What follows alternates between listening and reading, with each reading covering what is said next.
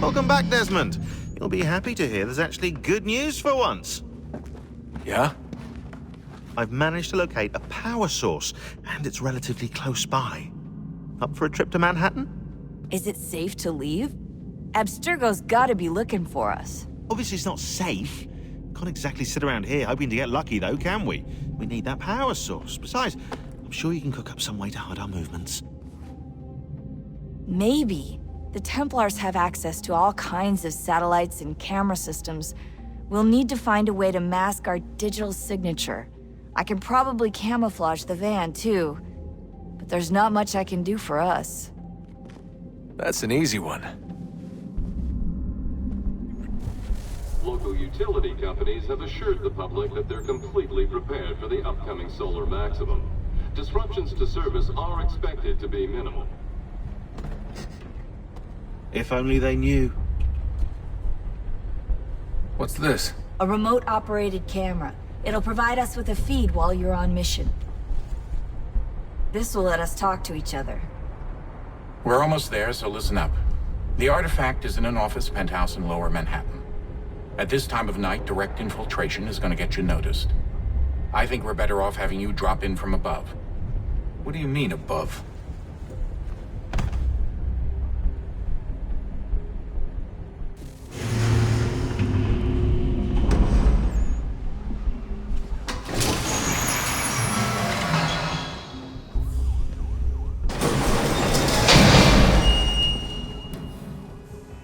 Can you hear me? Testing, 1, 2, 3. Yep, reach you just fine. Now why don't you power up the camera?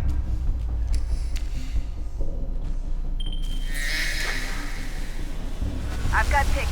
Running diagnostics. Perfect.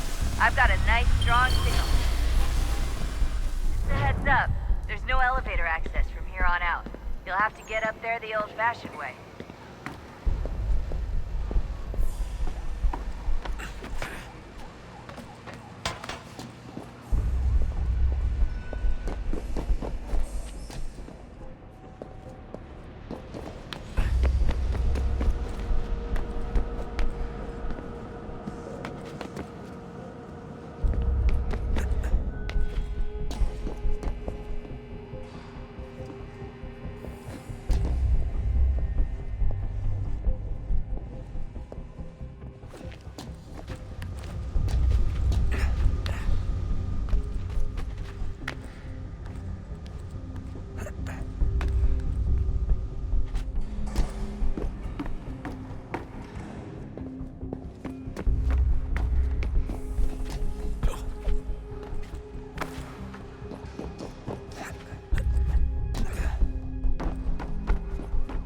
Oh, no, so hold still. It's a lovely view.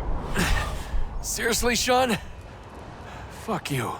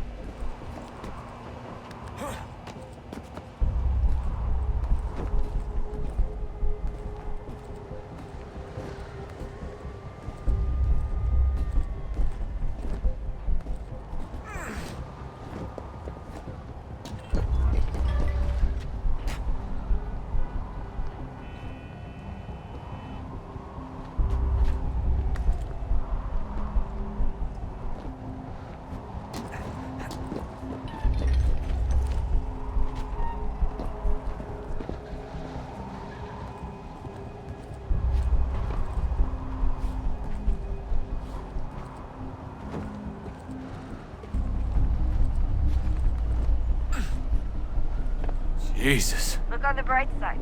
No security to worry about. And on the not so bright side, the slightest misstep means you're effectively paced. Shut up, Sean.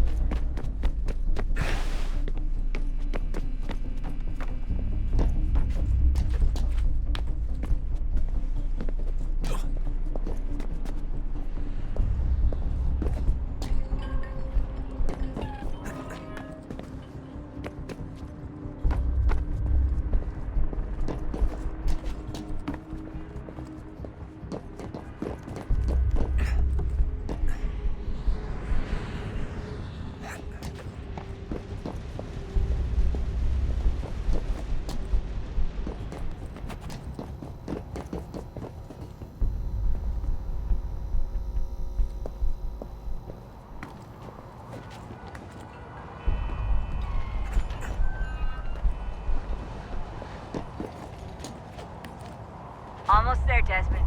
Once you reach the top of the lit-up crane, you should be high enough to make the jump. Should? It'll be fine, don't worry. Well, you might want to worry a little. I'm pretty sure she was high when she was running the numbers. Sean! Joke. It was a joke. Or was it?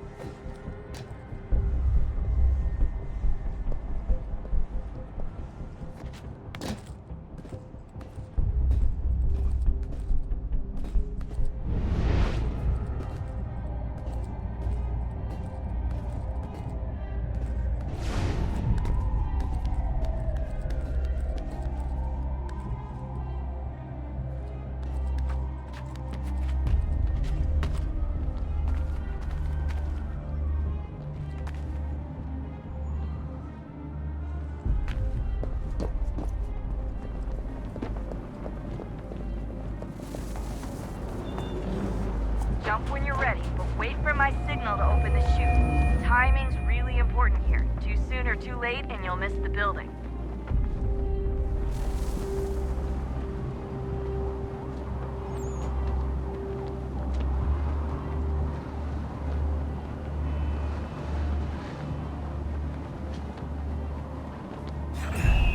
Now! Open your chute, now!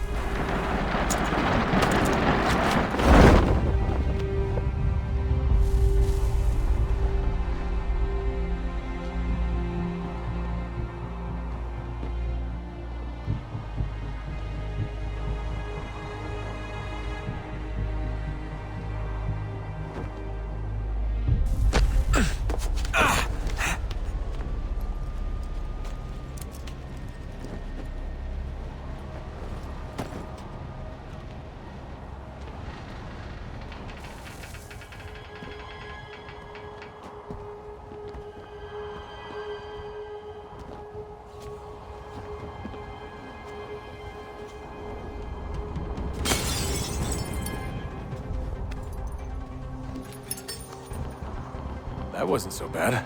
So, you must be Desmond. Not exactly what I expected, but I guess your kind doesn't have many options these days. Who are you? Ask your father. Now give me that. I don't think so. Look, I'm not supposed to kill you, but the boss man didn't say anything about fucking you up. So you got to the counter. Oh!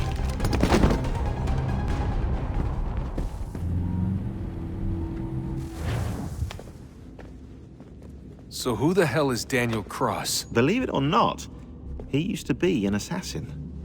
The assassin, the way I've heard it told, but it turned out he was a sleeper agent for Abstergo, programmed to infiltrate and destroy the organization. How did he know you were there? We could be compromised. They must have caught me snooping inside their network and sent Cross to see what we were after. If they were aware of our current location, we'd know. Though, I will say this, doesn't bode very well for future expeditions. I've set up some cameras topside. If anyone shows up, we'll see it. I'd suggest you go see about finding a socket for that power source. Or we can return to Connor if you prefer. All the artifacts in the world won't mean a thing without the key.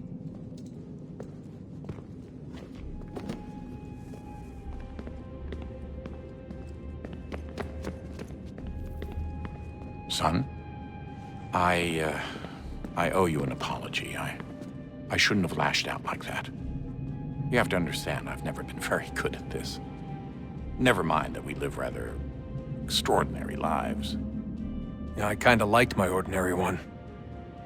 You can't escape who you are, Desmond. So I've noticed.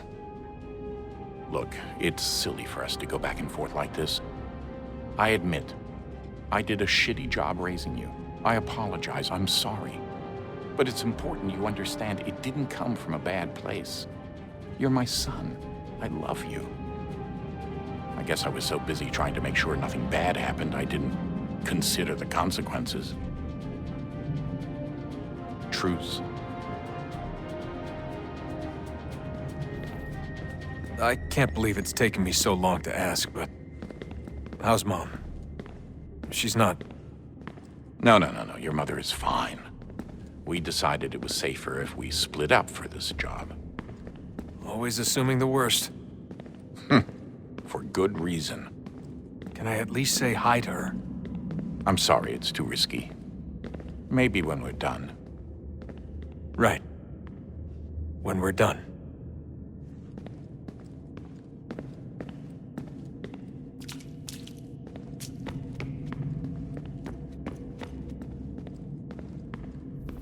Ah, Desmond, there you are. Can I ask a favor? Maybe. When this is all over, I'd like to try turning the dial back on the Animus. Like, all the way back. To the time of the first civilization. You think it would work? There was no real loss of fidelity when you visited Altair. Then again, that was about 1,000 years ago, and I'm looking at going back at least 70,000 more. Sure, I'd be up for it. It'd be interesting to see what things were like back then. Excellent. I think it would prove most enlightening. So this is how it started. What are you up to? Just brushing up on my American history. Well, I say history. They certainly teach you strange things in the States. Like what? Well, for all the talk of this being a revolutionary war, it was a civil one. Well, not that kind of civil. I mean, there was no America versus Britain. It was Brit on Brit action. And you can clearly see how the whole thing got started. One war gave birth to the other. You mean the 7 Years' War? Exactly. Seems the Crown overspent in its attempt to keep the French out, wound up with a great deal of debt. Believing that the colonists should help to shoulder the burden, new taxes were created. It was a reasonable request, even if Parliament was rather, well, undiplomatic about it. Well, it's not really fair to tax people for a war they didn't want any part of. What? Didn't want any part of? Did you not notice George Washington with Edward Braddock? He was right there in the middle of it. So here you have the Crown spending who knows how much money to secure a place for the colonists to thrive, and then, when they ask for a little bit of help... Right, look, think of it this way. King George and the colonists, they all go out to dinner, right? And when the bill comes, George asks for them to kick in and pay their share. Fair enough. But keep in mind, he's been taking them out to dinner gratis for decades now. But the colonists, oh no, they insist they only had a glass of water and a side salad. Never mind the table's full of half-eaten food and empty bottles of wine. Now, when the king points this out, what do the colonists do? Oh, they flip the table over and they storm out the restaurant. Probably intending to return later and burn it down. You left out the part where the king pointed a gun at the colonists and asked them to cover dinner for everyone in the restaurant. Right, yeah, interesting take. If he pulled out a gun, and I'm not sure he did, it would only have been after the 100th failed attempt at getting them to pay their fair share. But how do you define someone's fair share? Oh, well, with a war, apparently.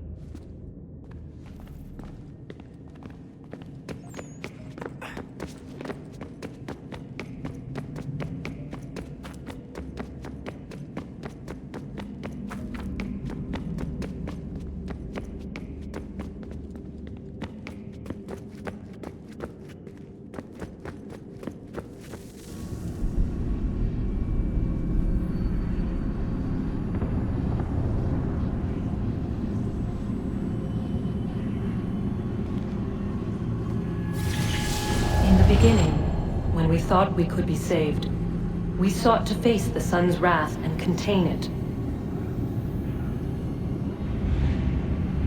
4 towers would be built to pull her fury into this place and dispel it.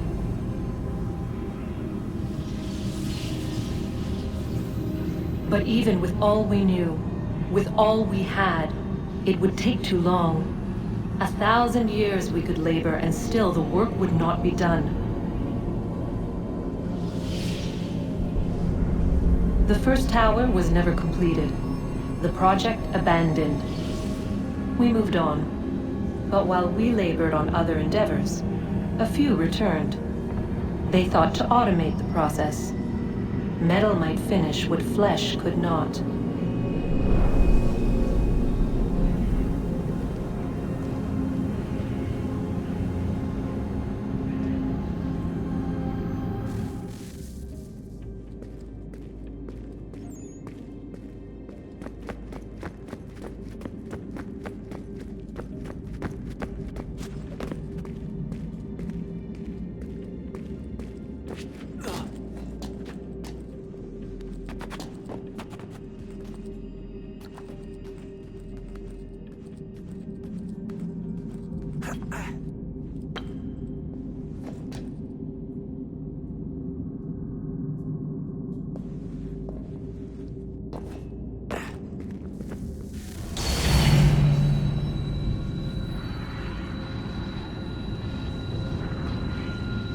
If we could not meet the sun's cruel embrace, perhaps we might rebuke it.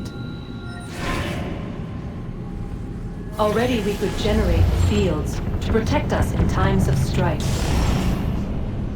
But these were small and simple things. To replicate them on a scale the size of a world,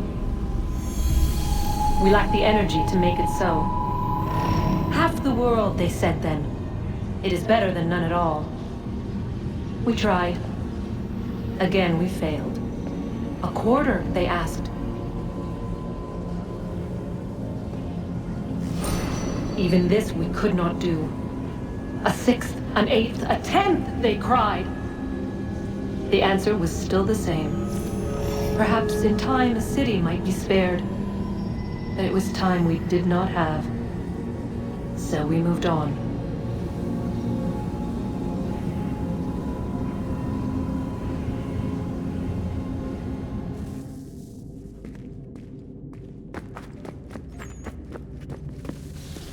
Wonder what's inside.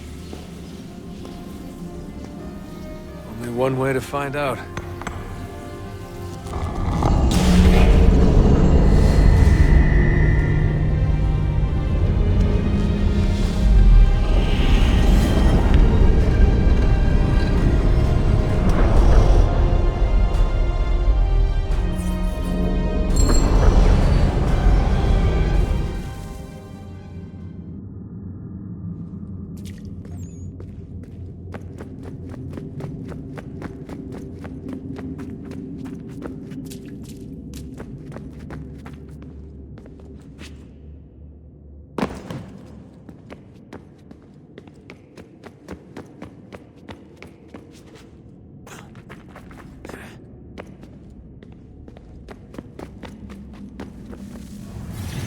What is a fact? Is it fixed? Immutable? Certain in its existence and only awaiting discovery? Or might it be changed? Here we learned the answer, and thought that it might save us. They were used to command, to control, to own. But we soon discovered another use. When enough sat in thrall and were told to believe, their thoughts took on form. What was imagined became real. If 100 minds could wish away a wall or create a tree, what might 1,000 do? 10,000? More? Might we change the consensus and will the threat away? We resolved to send one into the sky where it might illuminate us all. Once placed, a sentence would be uttered. Make us safe. In this way, we would change the consensus. We would save the world. But it never came to be. We sent a dozen of them skyward, but there was no way to maintain control, to direct the beam, to enthrall the world, to speak the words. Though this was strange and dangerous, what we tried next was worse.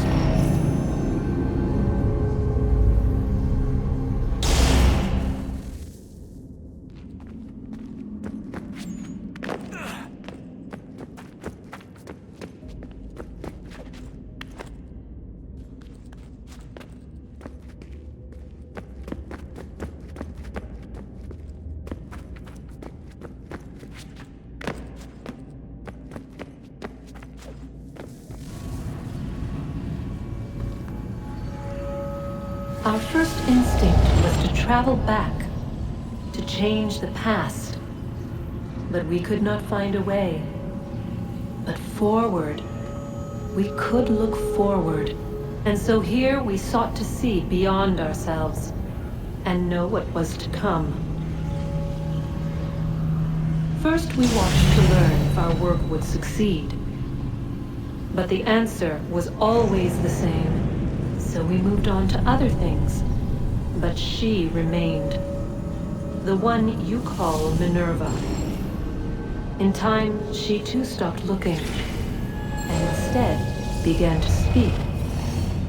She called out across time, in the hopes that you might be saved. She hid messages where none might find them, save for you and those within this place. Fascinating. Tired of it. The cryptic warnings, the threats. Just tell us what you want! But they are. We saw the Nephilim there. We seemed like grasshoppers in our own eyes, and we looked the same to them. Imagine trying to explain all this to a 2-year-old, to a grasshopper. When they said the will of the gods was unknowable, they meant it. Literally. I killed her, you know. I killed Lucy. It was the apple, son. It was Juno. I saw what she was. What would happen if I let her live? I could have stopped myself. I mean, there was a force there. But I didn't have to. I chose to. Desmond. Lucy was going to betray us and take the apple back to Abstergo. I saw the satellite launched. I saw them turn it on, and then it failed. Whatever's on the other side of that door, it benefits Juno. We need to be careful.